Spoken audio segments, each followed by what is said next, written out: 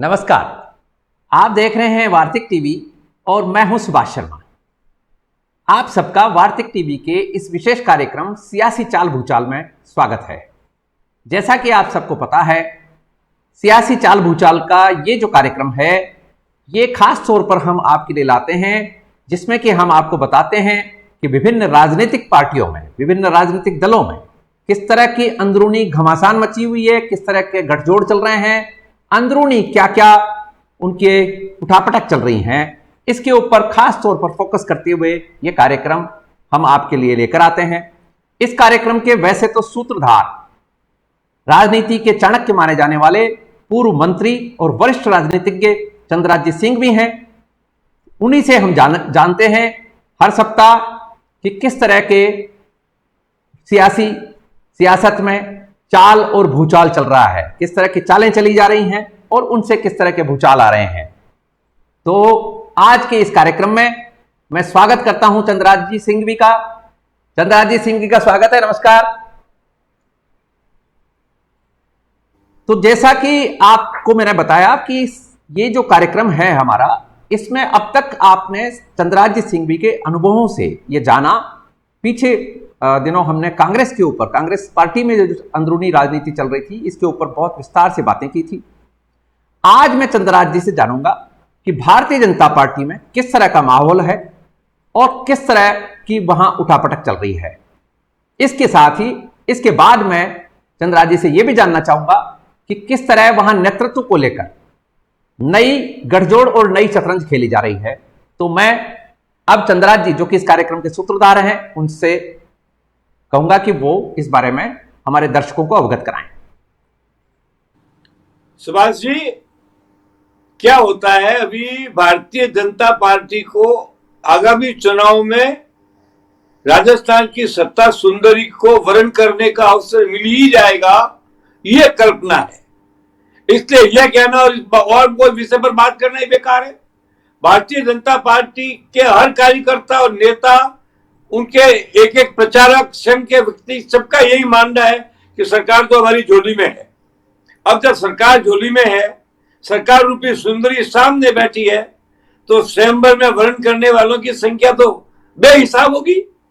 ऐसा ही कुछ भारतीय जनता पार्टी में हो रहा है। भारतीय जनता पार्टी में संगठन की हर गतिविधि के पीछे भावी मुख्यमंत्री बनेगा, कौन बनेगा, कैसे बनेगा, क्यों बनेगा, इसकी भावना को लेकर के ही सारा काम चल रहा है। अब कभी वसुंधरा के फोटो को लेकर के झगड़ा है, क्योंकि ये मानते हैं लोग कि वसुंधरा उम्मीदवार हो जाएगी मुख्यमंत्री पद की। कभी फोटो वापस लगाई जाती है, ये भी एक विषय है। वसुंधरा आए या ना आए, ये भी एक विषय है। वसुंधरा का महत्व बढ़ेगा या घटेगा, ये भी बहुत है। वसुंधरा कितना हानि पहुंचा सकती है, लाभ पहुंचा सकती है, ये भी एक विषय है। केवल वसुंधरा नहीं है, इस तरह सीता स्वयंवर में तो कई राम और रावण और बाणासुर बैठे हुए हैं। इसलिए आपको उनको गंभीरता से विचार करना पड़ेगा। अब राजस्थान भारतीय जनता पार्टी में संगठन की महत्वपूर्ण भूमिका केवल कार्यकर्ताओं के सम्मेलन तक सीमित है। राजनीति में भारतीय जनता पार्टी के संगठन का या प्रदेश अध्यक्ष का कोई रोल नहीं है। वो अच्छा है, कार्य कर रहे हैं, पार्टी को मजबूत कर रहे हैं, कार्यकर्ताओं को एकत्रित कर रहे हैं, जगह जगह प्रभारी बना। He is his job, he is doing very well. I compliment Satish for this. पर सवाल यह है कि मुख्यमंत्री कौन बनेगा में इन घटनाओं का कोई महत्वपूर्ण रोल हो, ये मैं नहीं मानता। तो रोल किसका है, रोल कैसा है, कौन कौन उम्मीदवार हैं, कौन कौन दूल्हा बनना चाहते हैं, किसकी से मुंह से मुख्यमंत्री पद के लिए लाट टपक रही है, इस पर अगर आप विचार करेंगे तो हमको एक एक करके 8-9 व्यक्तित्वों पर विचार करना पड़ेगा। सबसे ज्यादा तो लोग कहते हैं वसुंधरा पुनः लौटेगी। अगर वसुंधरा को ही पुनः लौटना है तो फिर अमित शाह और नरेंद्र मोदी की पसंद और नापसंदगी का प्रश्न जीरो हो जाता है। क्योंकि जैसा आप सबको विदित है, इन दिनों जिस प्रकार कांग्रेस का आला कमान अशोक गहलोत के प्रति संतुष्ट नहीं है, भाजपा का आला कमान वसुंधरा के प्रति संतुष्ट नहीं है। इसलिए जब तक वसुंधरा जी अपने प्रयास, प्रयत्न, दबाव और प्रेशर से अमित शाह नरेंद्र मोदी का दिल जीत ले या मजबूर कर दे, तब तक उनके मुख्यमंत्री बनने का प्रश्न मेरी नजर में नहीं है। इसके बाद दूसरा नाम बना गजेंद्र सिंह शेखावत का। गजेंद्र सिंह शेखावत पसंद है, किसकी पसंद है? अमित शाह की पसंद है, नरेंद्र मोदी का आशीर्वाद है। गजेंद्र सिंह जी 94 में जोधपुर विश्वविद्यालय छात्र संघ के अध्यक्ष मात्र थे। मैं तो 64 में था जब ये पैदा नहीं हुए थे। सवाल ये नहीं है, सवाल अब ये पैदा होता है कि गजेंद्र सिंह जी को मुख्यमंत्री बनाने के लिए क्या क्या करना पड़ेगा। क्या सारे पापड़ अमित शाह मिलेंगे? पहले बहुत तूफान आया, अब मंत्रिमंडल में ले लिया, पर कमेटी में एक जगह भी नहीं लिया। इसलिए गजेंद्र सिंह शेखावत पर जो वार हैं वो बीजेपी के वसुंधरा गुट के तो हो ही रहे हैं, कल बाबू सिंह की लड़ाई हुई है, मगर वो वार कांग्रेस के बहुत भारी है, अत्यंत भारी वार है। 2-3 मामले में उलझा दिए गए हैं और बुरी तरह उलझा दिए गए हैं। कोऑपरेटिव सोसाइटी के 900 करोड़ के स्कैंडल में उलझा दिए गए हैं, वायरलेस ये टेलीफोन टैपिंग के मामले में उलझा दिए गए हैं। इसलिए निष्पक्ष, निर्विवाद और पवित्र रूप से सीधे सीधे ये मुख्यमंत्री बन जाए, ये भी संभव नहीं लगता है। अब तीसरे नंबर पर नाम आता है सतीश पूंजा का स्वयं का। वेरी गुड मैन, यंग आदमी, लेकिन मैं जानता हूं राजस्थान राजपूतों का प्रदेश है। 52 से अब तक कोई जाट मुख्यमंत्री बन नहीं पाया। सरदार पटेल के समय भी स्पष्ट हो गया था कि शायद नहीं बनेगा। अब सवाल ये पैदा होता है कि जाट को एक्सेप्ट सब करे, लेकिन जहां तक राजपूत बाहुल्य प्रदेश है, इससे सतीश पूंजा की उम्र, अंदाज, अनुभव सबको देखते हुए और जाति समीकरण को देखते हुए उनके भी मुख्यमंत्री बनने का कोई प्रश्न पैदा ही नहीं होता है। चौथे नंबर के अंदर आ जाता है, नाम लीजिए ओम माथुर जी का।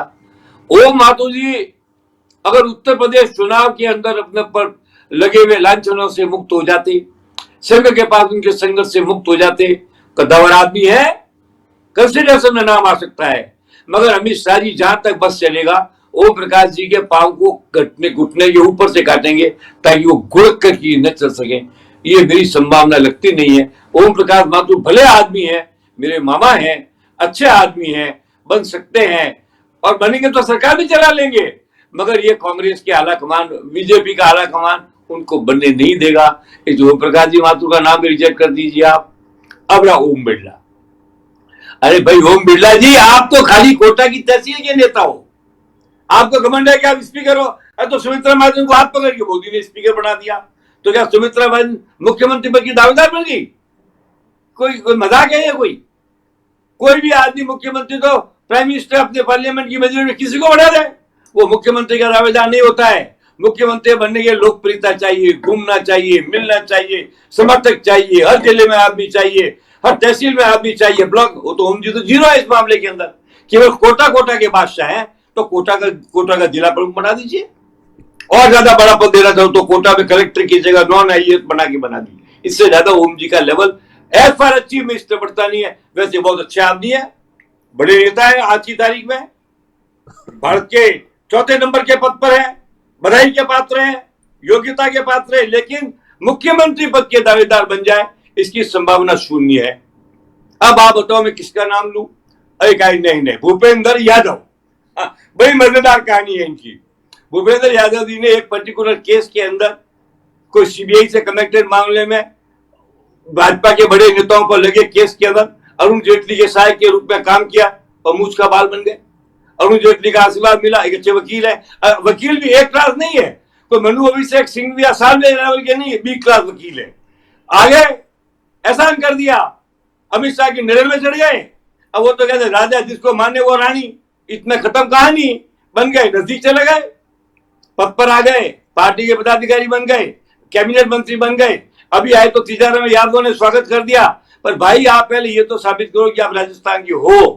आपने कहा मैं अजमेर में पढ़ा हूं, तो कोटा में 2 लाख लड़के रोज बाहर के नॉन राजस्थानी पढ़ते हैं, वो सारे के सारे कहते हैं कि हम तो राजस्थान के हैं। उनमें कई कश्मीरी भी है, कई तमिलनाडु के भी है। ये बेकार की बात है। आपको अभी तो ये साबित करना पड़ेगा मिस्टर यादव कि तुम राजस्थान के हो। उसके बाद साबित करना पड़ेगा कि राजस्थान की खाली यादवों के चंद लोगों से पूरी जनता आपके साथ है, आपको मान्यता है, लोग आपको पसंद करते हैं, लोग आपको चाहते हैं, वो आप कर नहीं सकते। पद की ताकत से आप संघ की मदद से स्वागत करवा सकते हो जगह जगह, पर लोगों के दिल में बैठने का तो आगे लाइसेंस ही नहीं है अभी तक। तो मैं नहीं मानता भूपेंद्र यादव का 1% भी चांस मुख्यमंत्री बनने का। हालांकि बहुत उत्सुक है वो, अभी वो ट्राई कर रहे हैं साबित करने की मैं राजस्थान का हूं। वो ये साबित करना चाहते कि राजस्थान में मेरा, आप दादा कि आप जमालपुर के रहने वाले हो, रेवाड़ी के पास। रेवाड़ी याद पास के यादों में स्वागत हो जाएगा। ये होगा, हर जाति का होता है। मैं जब बढ़िया जैन था, मेरा तो कोई फॉलोअर नहीं था, पर जब मैं 20 पॉइंट का वाइस चेयरमैन बन के जोधपुर के स्टेशन पे उतरा, 4,000 आदमी थे, तो मैं कह दूंगा मेरे सपोर्टर है। वो सपोर्टर नहीं है। पद की प्रतिष्ठा और पद का सम्मान करने के लिए जाति भाई लोग सभा तक आते हैं। इसलिए आप भूपेंद्र जी गलतफहमी छोड़ो, मेरी राय मानो, हरियाणा में चीफ मिनिस्टर बनने की कोशिश करो। यह आपका कोई जनाधार नहीं, आपका कोई आधार नहीं, आपका कोई समर्थन नहीं, आपके कोई समर्थक नहीं, आप में प्रांत का नेता बनने की योग्यता नहीं, आप बन ही नहीं सकते। हो सकता है आपको डिप्टी प्राइम मिनिस्टर बना दे, ये मोदी जी की मर्जी है। नियुक्ति में कौन कहा जाता है ये किसी का हक नहीं है, ये प्रधानमंत्री का अधिकार है, चाहे जिसको बना दे। मेरे कार्यकर्ता गवर्नर बन गए, मेरे कार्यकर्ता स्पीकर बन गए, मुझे बना दे, उसमें कोई बड़ी बात नहीं है। लेकिन मैं कह दूंगा मेरी योग्यता से चुन के जनता से बन जाऊं, मैं तो साहब कोई चुनाव जीत ही नहीं सकता, तो मैं चुनाव जीतने वाले पद का क्लेम भी नहीं करता। ऐसा इस पर कोई नहीं कहेगा। मैं कोई भी पद के काबिल हूं, लेकिन मैं चुनाव जीतने के काबिल नहीं, तो मैं लड़ता ही नहीं। तो भूपेंद्र जी, आप मानो राज्यसभा से आए हो, मेहनत करो, जनता का दिल जीतो, जनता के पास जाओ, हर जिले में आदमी पैदा करो, तब आप कर। तो भूपेंद्र यादव जी का नाम भी सूची से काट दिया जाएगा। अब बचे हुए लोगों में एक का चुनाव करना पड़ेगा आपको। अभी तक कितने मैंने एक नाम आप सारे भूल रहे हैं, रिजेक्टेड नाम हो गए। एक नाम आप भूल रहे हैं, बोलिए। राजस्थान में इस समय विपक्ष के नेता के तौर पर गुलाब चंद कटारिया हैं, बहुत वरिष्ठ नेता हैं और कई दफा मंत्री रहे हैं। उनका गुलाब चंद कटारिया बहुत बढ़िया आदमी, काबिल आदमी, चरित्रवान आदमी, जीतने योग्य आदमी, बनने योग्य आदमी, पर उनको एक काम करना पड़ेगा, उनको जाकर के एफिडेविट देना पड़ेगा कि मेरी उम्र 75 साल से कम है, और अपने मैट्रिक सर्टिफिकेट के अंदर जो उम्र है उस पर 10 साल माइनस करनी पड़ेगी। क्योंकि जब तक चुनाव आएंगे तब तक गुलाब जी 80 साल के हो जाएंगे। अगर इस पॉइंट को हटा दिया जाए तो गुलाब जी माइनस पॉइंट है ही नहीं, पर यह पॉइंट इतना बड़ा है कि 75 होने पर मोदी स्वयं प्रधानमंत्री पद छोड़ देंगे, तो दूसरे को कैसे बना लेंगे। ये तो मामला आपके सामने है, इसलिए इनका नाम भी काट दीजिए आप। 75 न होते तो ये होते, पर 75 है तो नहीं होंगे, इसलिए इनका भी कोई चांस नहीं बनता है। अब बताओ बचाओ में कौन है? बे आपके दिमाग से आपको राजस्थान का नॉलेज है, सुभाष जी आप मानवीय पत्रकार हो, बड़े गुरु हो, बड़े घुटे हुए हो, आप बताओ किसका नाम और है? जो चर्चाएं चल रही हैं उसमें तो मुझे लगता है राजस्थान में भारतीय जनता पार्टी का जो असल में अभी जो नेतृत्व चल रहा है, ये इस नेतृत्व के रहते हुए जब चुनाव आएंगे तब तक ये नेतृत्व तो बदला जाएगा, मुझे ऐसा लगता है। लेकिन आप ना बदले, मुख्यमंत्री का चेहरा बदला जाएगा जी, क्या फर्क पड़ता बदलने में? एक और तरीका है, अगर मान लो इतनी मजबूरी आ जाती है तो फिर द्रौपदी स्वयंवर की द्रौपदी की तरह कर लें कि 2 महीने कोई, 6 महीने कोई रहेगा, 6 महीने कोई रहेगा। एक आदमी तो कोई 5 साल आगे मुख्यमंत्री बनकर रहने लायक वर्तमान 9 नामों में कोई नहीं है। नया नाम आप ढूंढिए और आपकी नॉलेज में आ जाए तो मेरे को लाइए, मैं अंदर से ये बता दूंगा कि संभावना है कि नहीं है। एक नाम को लेकर मैं जरूर आपसे जानना चाहूंगा, ये जो चित्तौड़गढ़ से जो भारतीय जनता पार्टी के सांसद हैं सीपी जोशी, इनको लेकर इन दिनों में काफी उत्साह की बातें सुनाई दे रही हैं और पार्टी का जो शीर्ष नेतृत्व है वो सीपी जोशी को आगे करने के मूड में भी लगता बताया आगे आने वाले दिनों। मैंने कांग्रेस के सीपी जोशी का नाम तो सुना मैंने, पर 25 साल से बीजेपी का केंद्रीय मंत्री का कैबिनेट मंत्री होने के बावजूद, राष्ट्रीय कार्यकारिणी का मेंबर होने के बावजूद, बीजेपी का वाइस प्रेसिडेंट होने के बावजूद, बीजेपी का पॉलिटिकल एडवाइजर, मैंने ही सीपी जोशी के बारे में नहीं सुना, तो आम जनता कहां सुनेगी? सीपी जोशी का नाम संकुचित नाम है, सीपी जोशी का नाम विस्तृत नाम नहीं है। सीपी जोशी अपने क्षेत्र के अलावा कहीं है नहीं, बड़े नेताओं की नजर के अलावा कहीं है नहीं। एक पार्लियामेंट्री चुनाव जीतना बड़ी बात थोड़ी है, कोई भी जीत जाता है, इसलिए क्या रखा है। लेकिन मुख्यमंत्री की बात मत करो आप। नाथुराम मिर्जा से बड़ा तो कोई रीजनल नेता हुआ ही नहीं, नागौर में जीतते थे, उनको भी मुख्यमंत्री बनने के लिए तकलीफ उठानी पड़ी। वसुंधरा तो इसलिए बन गई कि उनकी जो टीम थी, उसमें एसएन गुप्ता था, मैं भी था, सुधांशु मित्र भी था, प्रमोद मान, हम लोगों ने बहुत जान लगाई और 59 सीट जिस पर हरीश सिंह जी 52 से अब तक एक सीट नहीं जिता पाए, हमने फॉर्मूला 57 देकर 29 सीटें जितवा दी। वो हमने थोड़ी जितवाई, वातावरण बन गया। कांग्रेस बदनाम थी, कांग्रेस खराब थी, कांग्रेस का नेतृत्व बोगस था, कांग्रेस घटिया पार्टी की तरह काम करे बन गए। ऐसा कोई अवसर आवे तो कोई भी बन सकता है। मुझे वो याद है, जिनका आपने नाम लिया है इनमें तो कोई भी पुख्ता मुख्यमंत्री पद का दावेदार नजर ही नहीं आ रहा है। मैं दर्शकों आप को बताइए किसको सोच रहे हो? मैं आऊंगा आपकी उस बात पे। मैं दर्शकों को ये बता दूं, ये जो चंद्रराज जी ने अभी रेफरेंस दिया है जिस बात का, ये बात 2003 की है। 2003 में चंद्रराज्य सिंह को वसुंधरा राजे का पॉलिटिकल एडवाइजर बनाया गया था। ये केंद्रीय नेतृत्व का फैसला था भारतीय जनता पार्टी का। और इसके बाद जब चंद्रराज्य सिंह की जो स्ट्रेटेजी थी, जो जाट बाहुल्य इलाकों में चंद्रराज्य ने रोड मैप बनाकर दिया, उस रोड मैप से भारतीय जनता पार्टी को भारी बहुमत हासिल हुआ।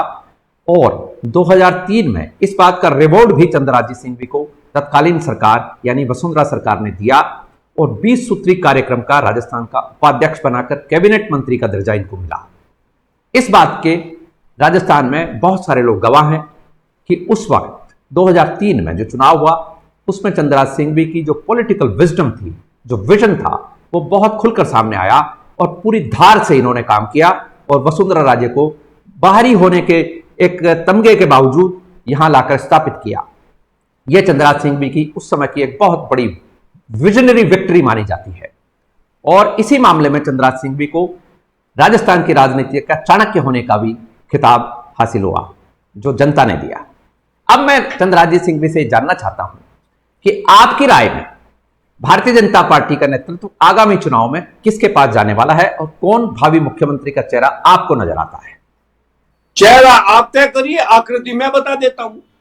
वो होना चाहिए 90% राजस्थान में राजपूत ही मुख्यमंत्री बनेगा, 95%। और कोई जाति में गुलाब जी के अलावा कोई दमदार आदमी है नहीं। जाट बन सकता है पर जाटों के अंदर भी पक्षपातपूर्ण रवैया, इसलिए कोई एक जाट नहीं है तो बनेगा राजपूत, ये तय है। सक्षम बनेगा ये भी तय है। तिवारी का भी नाम लिया है, वो भी बीजेपी में आ गए। घनश्याम तिवारी ने पार्टी छोड़कर गद्दारी का रिकॉर्ड कर दिया साहब। जिस घनश्याम तिवारी को अपने उंगलियां हथेली पर रखती थी भाजपा, तो छोड़ दिया, सामने चले गए, चुनाव लड़ लिया। ऐसे गद्दारी को भाजपा कभी पुरस्कार नहीं देती है। अभी मेरे तो बिना बात का निकाला गया, मैंने भी कभी जाने की कोशिश नहीं की। तो हर आदमी को अपनी हैसियत औकात तो देखनी पड़ेगी ना। कल मैं कह दूंगा मैं मुख्यमंत्री पद का दावेदार हूं, तो मैं तो कुछ गुण है मेरे में। मैं सबसे बढ़िया वक्ता हूं हिंदुस्तान का, नंबर 1। मैं बहुत अच्छा पढ़ता हूं, बहुत अच्छा लिखता हूं, सारे हिंदुस्तान की यूनिवर्सिटीज का राष्ट्रीय अध्यक्ष रहा हूं। जेटली तो बेचारा खाली दिल्ली यूनिवर्सिटी का अध्यक्ष था। दिल्ली यूनिवर्सिटी का अध्यक्ष सुरेंद्र सेठ तो मेरा वाइस प्रेसिडेंट था, पर मैंने अपने आप को मुख्यमंत्री पद का दावेदार नहीं कहा। मेरे चरित्र की खराबी नहीं, कोई अवगुण नहीं, खान पान नहीं, साधनों की कमी नहीं, जाति सक्षम है, मगर मैं अपनी औकात और हैसियत जानता हूं। अब बचेगा लोगों को अपनी औकात और हैसियत का आज्ञा तो सभी कर लो, आप खुद निर्णय पर पहुंच जाओगे, मेरे कहने की जरूरत ही नहीं है। पर मेरे मुंह से मैं नाम नहीं लूंगा, मेरे मुंह से नाम लिया तो उसके 100 दुश्मन पैदा हो जाएंगे। मन में है मेरे, मुझे लगता है चेहरा है मेरे ध्यान में, पर मैं अभी उसके बारे में कुछ कहूंगा नहीं। तो आपकी तो जो आपकी नजर में जो चेहरा है वो राजस्थान में इस वक्त राजस्थान की जो भारतीय जनता पार्टी की पॉलिटिक्स है उसमें कितना सक्रिय है, ये इशारा तो आप दीजिए। पार्टी में सक्रिय होने में तो कुछ नहीं है साहब। उमा भारती ने तिरंगे के अपमान के लिए एक बार इस्तीफा दिया और भारतीय जनता पार्टी के दिल का हार बन गई। संगठन का कार्यकर्ता हो यह भी मैं जरूरी नहीं मानता। वसुंधरा कौन सी आरएसएस की कार्यकर्ता थी, बोलिया? इसलिए उसको, वो जो भी चेहरा है, उसे राजस्थान में लोकप्रिय बनना उसकी जिम्मेदारी है, संघ को प्रिय बनना उसकी जिम्मेदारी है, संघ के नेतृत्व को स्वीकार उसकी जिम्मेदारी है, और कोई है ही नहीं तो उसको काम करना ही पड़ेगा ना। What is wrong into it? हर आदमी को अधिकार सत्ता प्राप्ति के संघर्ष में सिपाही बनने का क्या है, जनरल बनने का नहीं है, कमांडर बनने का नहीं है। हर आदमी को कारगिल में जाके गोली चलाने का हक था, पर वहां पर जो शहीद हुए उन्हीं का माल्यार्पण हुआ है। चलता रहेगा। आपने भाजपा को जो पूछा है, मैंने इतना कड़ा विश्लेषण आपको दिया है, तो मुझसे कितने लोग नाराज हुए होंगे? तो हो जाए। वही आदमी सच्चाई बोल सकता है जिसकी अपनी आकांक्षा, इच्छा या अपेक्षा न हो। मेरी अपेक्षा ही नहीं है। मैं ऑल इंडिया कांग्रेस का जनरल सेक्रेटरी रह गया, बीजेपी की राष्ट्रीय कार्यकारिणी, अब क्या तो आज आपने 76 हूं, अनफिट हूं मैं कोई भी राजनीतिक चुनाव के लिए। और पद का तो क्या, मोदी जी चाहें तो मुझे कोई भी पद दे सकते हैं, कौन मना करता उनको, और देना भी चाहिए। इतना काम किया मैंने उनके, बड़े आसान है मेरे मोदी जी पर। ये सब लोग मोदी जी के कार्यकर्ता हैं। मोदी जी मुझे कार्यकर्ता नहीं दोस्त कहेंगे, मिला के देख लो, परवरदिगार कहेंगे, मिला के देख लो। तो मैं तो परवाह नहीं करता, इसलिए सच बोल लेता हूं। अगर मैं अपने पद की चिंता करूं, आगामी भविष्य की चिंता करूं, तो हजूर मैं तो फिर बोल ही नहीं सकता, किसी की आलोचना कमजोरी बता ही नहीं सकता। तो फिर आप मुझे सवाल क्यों पूछते हो? तो आप आप मुझसे सवाल इसीलिए पूछते हो कि आपको अपेक्षा है कि मैं सच बोलूंगा, केवल सच कहूंगा, सच के अलावा कुछ नहीं कहूंगा। न्यायालय में नहीं, प्रेस की अदालत में शपथ ले रहा हूं, गीता पर हाथ लेकर ले रहा हूं, जो कहूंगा सच के अलावा कुछ नहीं कहूंगा। तो आज आपने ये जो भूपेंद्र यादव के बारे में जो इशारा दिया है, भूपेंद्र यादव को लेकर तो प्रदेश में इस तरह की चर्चाएं आम हैं कि पार्टी के शीर्ष नेतृत्व ने राजस्थान में उनको जन समर्थन यात्रा निकालने का अवसर दिया है। उनकी अगुवाई में जन समर्थन यात्रा निकल रही है थी अभी। तो ये क्या क्या लगता है आपको फिर इससे? देखिए ना, पार्टी के शीर्ष नेतृत्व ने आसाम में किसको बनाना चाहता, बना कौन? पार्टी का शीर्ष येदियुरप्पा को नहीं हटाना चाहता, हटाया क्यों? पार्टी का शीर्ष नेतृत्व भी जनता की भावना की कदर करता है, अपनी दादागिरी नहीं करता है, जन भावना की कदर करता है। और जन भावना का मैंने विश्लेषण कर दिया आपको। आप इससे ज्यादा स्पष्टीकरण क्या चाहते हो? मैंने किसी का नाम लिया नहीं, किसी का पक्ष लिया नहीं, व्यक्ति विशेष का विरोध किया नहीं। योग्यता थी तो उसकी प्रशंसा की, अयोग्य थी तो उसकी आलोचना की। इसलिए भाई मैं तो, अब मेरे से तो आप जब भी सवाल पूछोगे तो मैं तो गीता की कसम खाकर पहले बोलूंगा, सच कहूंगा, सच के अलावा कुछ नहीं कहूंगा। एक सवाल और मेरा वसुंधरा राजे को लेकर है कि बदली हुई राजनीतिक परिस्थितियों में चूंकि वसुंधरा राजे के भतीजे ज्योतिरादित्य सिंधिया भारतीय जनता पार्टी में हैं और इस वक्त बड़े लीडर्स के रूप में माने जाते हैं, और अभी जो कैबिनेट रिशफल हुआ मोदी गवर्नमेंट का, उसमें भी उनको बहुत बड़ा स्थान मिला है, सिविल एविएशन मिनिस्ट्री जैसी बड़ी मिनिस्ट्री दी गई है। ऐसे में वसुंधरा राजे का राजनीतिक जो भारतीय जनता पार्टी में जो कद है वो कहीं इस बात से कुछ इफेक्ट होता हुआ नजर आता है आपको? नहीं, देखो, वसुंधरा राजे सिंधिया में लोगों के दिल में बैठने का बड़ा अंदाज है। मतदाताओं के दिल से उनको निकालना भी इतना आसान नहीं है। उनकी बहन यशोधरा भी मंत्री है, उनके भाई कैबिनेट मंत्री है, मगर उन दोनों की लोकप्रियता भी वसुंधरा की लोकप्रियता से ज्यादा नहीं है। ये ऊपर वसुंधरा की नाराजगी हाईकमांड से है, वो माइनस पॉइंट है। वो क्यों है, कैसे नहीं है, ये भेद तो मोदी, अमित शाह, वसुंधरा ही बता सकते हैं, मैं कैसे बता सकता हूं? आप आज वसुंधरा जी का नाम ले, वसुंधरा जी के सारे समर्थक एकदम एक्टिव हो गए। वसुंधरा जी के मुख्य समर्थक बाबू सिंह ने दजिया उड़ा दी गजेंद्र सिंह की जोधपुर में 3 दिन पहले। उदयपुर में जाओ तो पुष्पेंद्र लड़ेगा, नागौर में अजीरवाड़ा में जाओगे तो यूनुस। उनकी जो टीम है वो टीम है। अब वसुंधरा जी को न माने तो वो व्यक्ति तो आएगा जो वसुंधरा जी के समकक्ष व्यक्तित्व रखता हो, अथवा कम से 19-20 के अंतर में व्यक्तित्व रखता हो। वो नाम का पता लगाने के लिए मैं आपको 1 महीने का समय देता हूं। अगर आप 1 महीने में वो नाम नहीं ढूंढ पाओ तो मेरे पास चले आना, मैं नाम बता दूंगा। जी, तो अभी एक बात चल रही है इन दिनों में कि भारतीय जनता पार्टी ने अपने बोर्ड लेवल पर, बूथ लेवल पर जो पन्ना प्रमुख की एक योजना राजस्थान में भी शुरू की है, और इसको लेकर काफी अटकलें भी हैं बाजार में, और चर्चाओं में यह भी है कि हो सकता है मध्यावधि चुनाव भी हो सके, तो भारतीय जनता पार्टी उसकी भी तैयारी कर रही है। आपके पास देखिए, इस अगले चुनाव में कांग्रेस की सीट 30-35 से ज्यादा आना तो असंभव है, असंभव। इसलिए भारतीय जनता पार्टी को तैयारी करने की जरूरत नहीं। तैयारी तो कांग्रेस को करने की जरूरत है। कांग्रेस को वो आदमी चाहिए, कार्यकर्ता चाहता हो, जो जिता सकता हो, जिसके पीछे फॉलोवरी कांग्रेस को जरूरत है। भाजपा के तो लाखों लाखों लाखों संघ के सशक्त, मजबूत, ऐसे मजबूत कार्यकर्ता है जैसे हिटलर की आग में रोमेल हुआ करता था। जिसके पास संघ की शक्ति है उसको शक्ति जुटाने की जरूरत नहीं है। संघ आज भी देश की सबसे बड़ी देशभक्त, राष्ट्रभक्त, स्वामी भक्त, धर्म भक्त, ईश्वर भक्त संस्था है। मैं हमेशा संघ के खिलाफ इसलिए बोला कांग्रेस में था, लेकिन दिल से मुझे पूछोगे तो यही कहूंगा कि अगले दर्जे में भगवान चाहेगा तो हम भी संघी होंगे। जब संघी होता है हजारों कार्यकर्ता साथ हो जाते हैं, हजारों मित्र साथ हो जाते हैं। इसलिए भारतीय जनता पार्टी को आरएसएस के रहते तैयारी की जरूरत नहीं है। जी, तो आज की सूरत में आपको कोई मध्यावधि चुनाव जैसी स्थिति नजर नहीं आती है? नहीं आती है, मेरे को बिल्कुल आ रही है, 100% आ रही है। अगर हक पर अड़े रहे मुख्यमंत्री और आला कमान की अवहेलना करेंगे तो कांग्रेस का आला कमान अपनी अवहेलना का बदला लेगा। अगर कांग्रेस में अशोक गहलोत जी आला कमान का सम्मान करते रहेंगे, उनकी बात मानते रहेंगे, उनकी सेवा करते रहेंगे, सचिन पायलट को उनका हक मिलता रहेगा, तो क्यों होगा मध्यावधि चुनाव? मध्यावधि चुनाव भाजपा नहीं करा सकती। मध्यावधि चुनाव कांग्रेस के अंतर गुटबंदी और अंतर कलह के कारण होगा, जिसकी संभावना आज की तारीख में कम है। और अगर है हो भी जाएगा तो रिजल्ट वही है जो मैंने कहा। मेरे प्यारे गुड बाय गहलोत, बीजेपी 120, और उस वक्त हरि सिंह जी ने मुझे कहा कि तू पागल है, मैं भी 90 से ऊपर नहीं लाया। मैंने कहा साहब मैंने कह दिया तो सोच के कहा है, और आपको आज से तो 120 आए ना, न 119 आए, न 121 आए। अब मैं कह रहा हूं अगर अभी चुनाव हो जाए या बाद में चुनाव हो जाए तो गुड बाय कांग्रेस। कांग्रेस 70, 65, 70 इससे ऊपर नहीं जाएगी। इसलिए भारतीय जनता पार्टी निश्चिंत है। क्योंकि भारतीय जनता की जीत निश्चित है, इसलिए दोनों मुख्यमंत्री पद के दावेदार हारने की संभावना होती है, खुद ही भाग जाते मैदान छोड़ छोड़कर। जी हुक्म करिए। तो इसमें अब जो आपने पूरा ये जो खाका खींचा है, और आपने बताया कि जो नेता आपको दिख रहे हैं उनको लेकर सीएम कैंडिडेचर को आपका मानना यह है कि इनमें एक भी ऐसा व्यक्ति नहीं है जो सूटेबल हो, और जो आगे आने सूटेबल नहीं, एप्रोप्रिएट हो।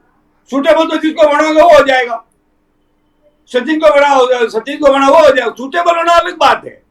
पैरामीटर तो पॉलिटिक्स में सूटेबल नहीं है, ऑप्शन में सूटेबल होता ही नहीं है। मोदी शायद इसको बना दे, वहां सूटेबिलिटी का प्रश्न नहीं है, वहां एक्सेप्टेबिलिटी का प्रश्न है।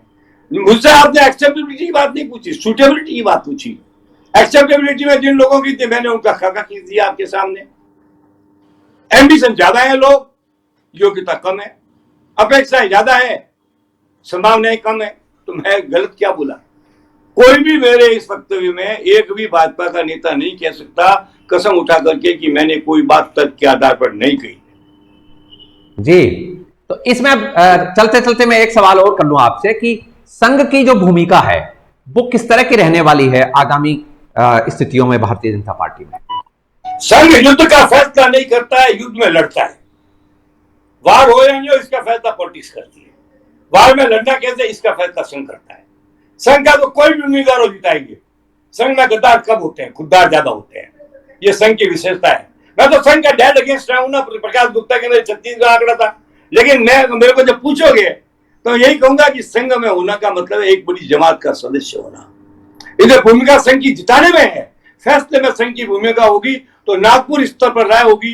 वो राय केवल नरेंद्र मोदी और नागपुर के मोहन भागवत या भैयाजी जोशी के बीच में होगी। उसके अंदर किसी और का रोल नहीं है तो उसकी चर्चा ही नहीं होगी। और जिस चीज की मैं चर्चा नहीं कर सकता तो मैं उसकी चर्चा नहीं करता। तो आपको लगता है नागपुर कोई भावी सीएम का कैंडिडेट नहीं ढूंढ रहा होगा? ढूंढ रहा होगा, मुझे थोड़ी बताएगा वो, मैं पता लगाऊंगा, कोशिश करूंगा। और एक खबर दे रहा हूं आज, जो आज तक किसी ने नहीं दिया आपको। पहली बार मोदी जी आगामी चुनाव में उम्मीदवार और पार्टी के चयन में आईबी का यूज करेंगे, जो कांग्रेस आज तक करती रही है। आज तक संघ के कार्यकर्ताओं से राय लेते थे, पर अब मेरे पास खबर है कि भारत सरकार की आईबी के वरिष्ठ अधिकारियों की भी राय ली जाएगी। जब वो राय लिए तो कॉन्ट्राडिक्टरी होगी तो मोदी जी सच्चाई पर पहुंच जाएंगे। तो इसलिए बड़ा मजेदार चुनाव होने वाला है। मैं तो खुद ही तेल मालिश करके चुनाव में कूदने की तैयारी कर रहा हूं। आप जैसे मित्रों का सहयोग मिलना चाहिए। मेरे को तो एक ही चीज चाहिए, लोकप्रियता। इसके अलावा पद नहीं चाहिए, कुर्सी नहीं चाहिए, चुनाव नहीं चाहिए, टिकट नहीं चाहिए, वोट नहीं चाहिए, समर्थन कुछ चाहिए नहीं। और जिसको कुछ नहीं चाहिए उसको भगवान सब कुछ देता है। नहीं, आप तैयारी कीजिए। हमारी बड़ा इंटरव्यू लिया, बहुत बहुत धन्यवाद। आपके प्रति पूरी शुभकामनाएं हैं हमारी। आप बिल्कुल चुनाव की तैयारी कीजिए और पूरी तरह से अपना दमखम दिखाइए। तो आज आपने वार्तिक टीवी के इस खास कार्यक्रम सियासी चाल भूचाल का संचालन किया। चूंकि आप इस कार्यक्रम के सूत्रधार हैं, तो बहुत बहुत आभार चंद्राज जी आपका। नमस्कार। बहुत बहुत धन्यवाद सुभाष जी आपका। आप पूछते रहिए, हम बताते रहेंगे, रास्ते पर चलते रहेंगे। जी बिल्कुल। तो आपने सुना, ये थे चंद्रराज जी सिंह, राजस्थान की राजनीति के चाणक्य माने जाते हैं, पूर्व कैबिनेट मिनिस्टर। बहुत लंबा राजनीतिक अनुभव चंद्रराज जी सिंह भी को। और मैंने आपको बीच में बताया कि किस तरह से एक पलटी हुई बाजी को ट्रैक पर लाने का चंद्रराज सिंह भी को बहुत बड़ा तजुर्बा है, बहुत बड़ा अनुभव है। और बड़े बड़े दिग्गज राजनेताओं के पॉलिटिकल एडवाइजर रहे हैं और आज भी राजनीति में उसी सक्रियता से अपना काम और अपना दमखम दिखा रहे हैं। तो ये थे चंद्रराज सिंह भी। आपने हमारे कार्यक्रम को ज्वाइन किया, इसके लिए आपका आभार, धन्यवाद।